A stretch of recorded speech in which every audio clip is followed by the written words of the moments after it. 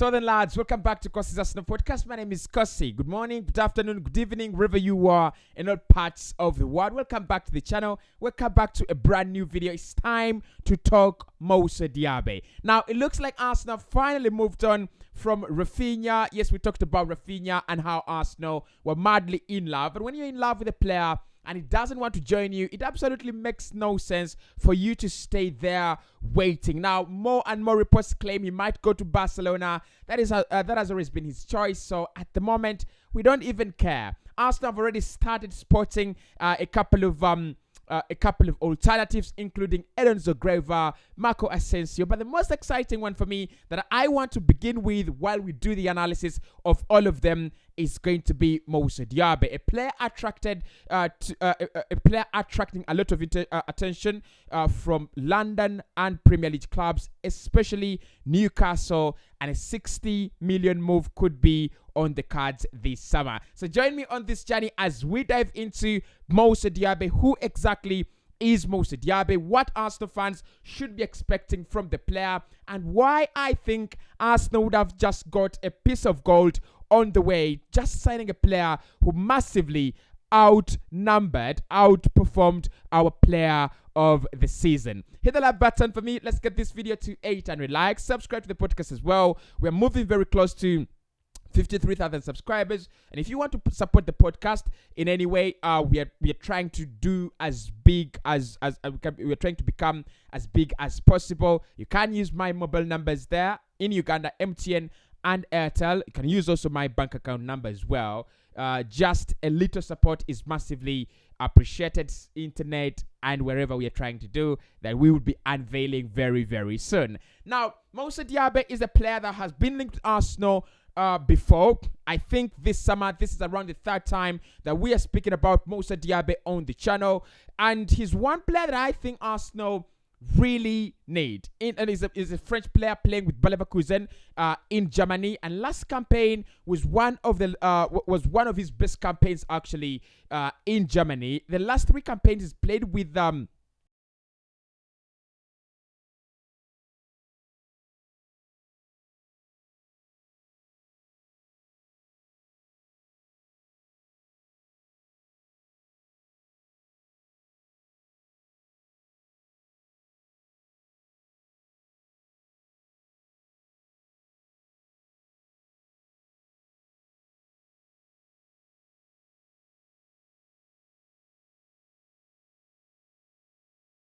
that means he played a less number of games, according to Saka, but then massively outnumbered Saka's performances. Now, of course, there are very, very many reasons. Saka, of course, playing in the Premier League, that really means is playing in a more difficult league, in a more challenging league, and in a more aggressive league as compared to Moussa Diaby. But also, when you think about it in terms of the age profile, which is very interesting, Moussa Diaby has only turned 23 this month. That means last year he was 22. 1 year, I think 1 or 2 years older than Bukayo Saka. That means you would have a player that is bringing that little bit of experience as compared to Bukayo Saka, but also a player that can play for you on the left wing rather than on the right wing. One thing I've loved with Moussa Diaby, and one thing that many Arsenal fans will actually agree with me, is that when you look at his statistics on the transfer market website, right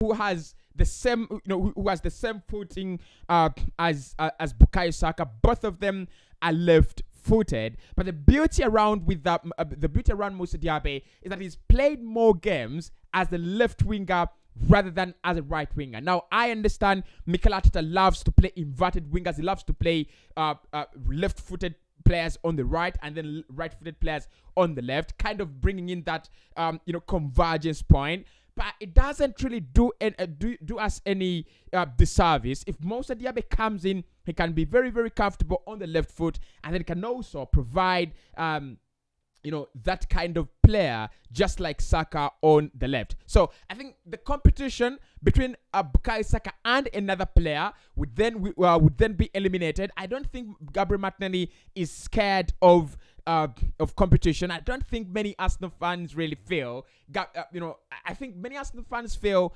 instead of bringing someone to compete with Saka, who has been our best player for 2 consecutive seasons now, we would rather bring in someone to compete with Emil Smith-Rowe, Martinelli, and whoever is gonna be playing on the left. Because just to clarify on this, Arsenal needs someone to play alongside Saka, to compete with Saka, not only in terms of competition, but also in just to reduce the kind of game time that is so excessive on the legs of the young international. That is Bukayo Saka. So thinking about Moussa Diaby, what would be getting? You're getting a winger that can play for you on both wings very, very comfortably, just like Bukayo Saka can play for you on the left, on the right, and also down through the middle. The SofaScore website have just suggested a couple of positions that the player can play in, and a couple of positions that the player has played in.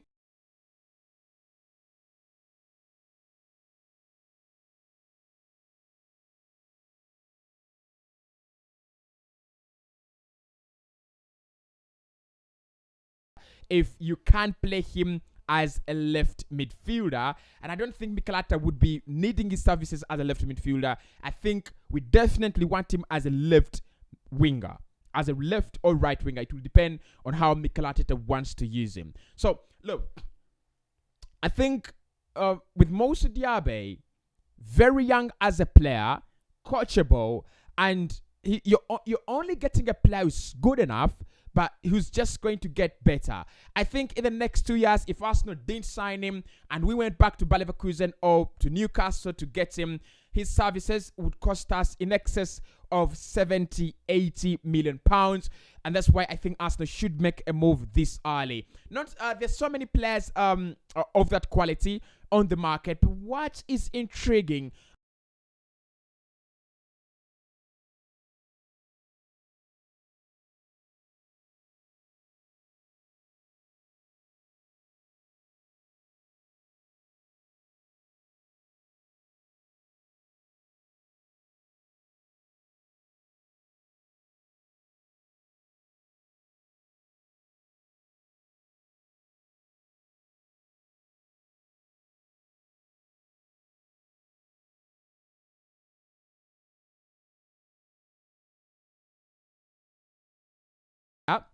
who has already proven to the world that I'm this good, and at 22, I'm reliable to go and play for France, despite the fact that France has got a lot of veteran players in there, and very, very and a lot of talent. Karim Benzema, Olivier Giroud, Antoine Griezmann, and the likes. So, him making a statement across the last 3 years in the German Bundesliga, and that kind of consistency, that kind of track that is not dipping, but it's just keeping on getting better and better. And at 23, you are suspecting he's only going to get better. If you join him with the likes of Saka, Martinelli, Smith-Rowe, Odegaard, Fabio Vieira, players that players of the same age, players of the same caliber, players that are young and very, very hungry, then you're actually signing a player, one for the present times because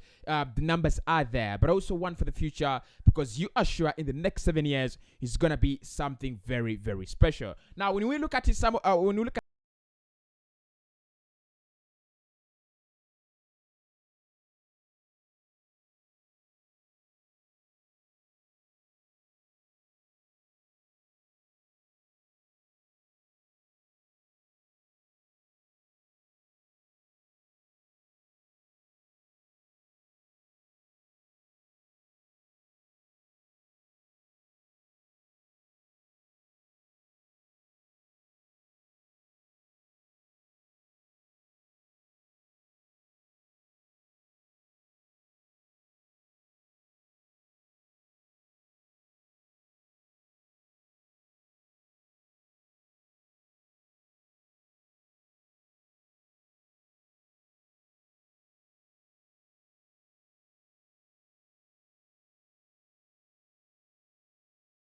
very, very, Mikel Arteta would be very, very happy because he wants his wingers to be directly involved into the goal scoring process, but also he wants them to be able to come closer to finish off those moves that are being created by the likes of Martin Odegaard or Kieran Tierney, Fabio Vieira, or whoever is creating. His wingers must be able to transform into modern forwards. What we've seen with Mane, Salah, Jota at Liverpool. So the fact that he's averaging those many times, many touches in the penalty area, and like I said, he's still very, very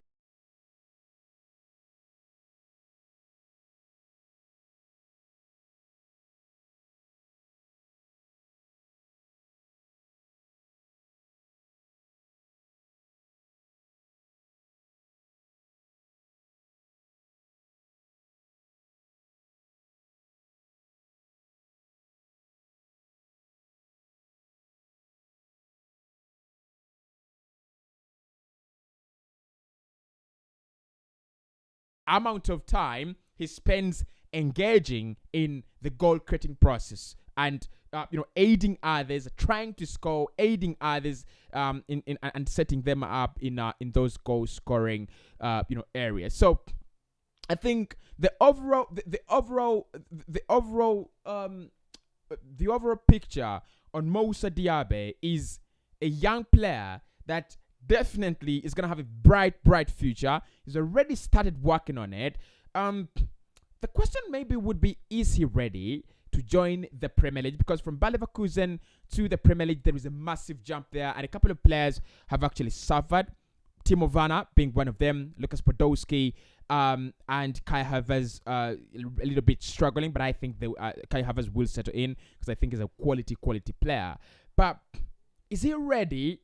3 years already. In the last 2 years, he's been averaging at least 30 games per 30 games per campaign. I think he's ready. I think he is ready. Newcastle would be the better. I'm gonna say this. Newcastle would be the better destination for the player because they're in that transition process and period. So they would give him the time as they hatch into a bigger team. They would give him the time as well to hatch into a bigger player. The amount of pressure on Newcastle next campaign is not going to be finishing in the top 4 or winning some silverware like it's going to be on Arsenal. It might not be on Arsenal that much, but the fans feel the time Mikel Arteta has been there and the amount of money he has spent, he needs to be winning something. So, and that's going to put a lot of pressure on the young lads, the likes of Vieira and Odegaard and Saka. And that won't be really good for the development of Moussa Diaby. But like I said, if Arsenal need to get this deal done and at a cheaper price, I think he can make a move for less than £60 million. If you want to get this deal done at less than £60 million, it is this summer. I don't think Arsenal will get another chance to sign him for less than £60 million. But my opinion there, lads, about him, I think is better than Edon Zogreva. I think it's better than Marco Asensio in terms of signings. In terms of him as a signing, I think is massively better than any of them. I would definitely say Marco Asensio is more gifted, and I think he has the experience, but of course we cannot rely on him. He's not played as many minutes as Moussa Diaby in the last 3 seasons. And also, when you look at their numbers, the Spanish Liga and the German Bundesliga could be at the same level. Marco Asensio has been massively outperformed by Moussa Diaby. Edon Zogrova has only played half a season at Lille Metropole since January. I think he signed in from Shakhtar Donetsk. They still want him to be there. They still want to have him. In my opinion, for the better development of Edon Zogrova, he should stay at Lille Metropole at least for another 2 seasons and find the better part of himself, and also get used to the drill touch of European football.